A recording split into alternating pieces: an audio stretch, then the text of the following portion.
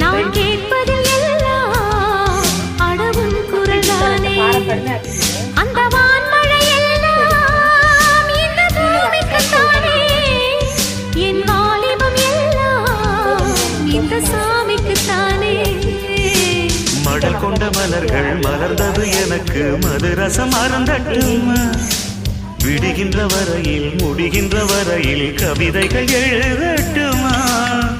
முத்தம் என்ற கடலில் முத்து குளிப்போமா. அழகு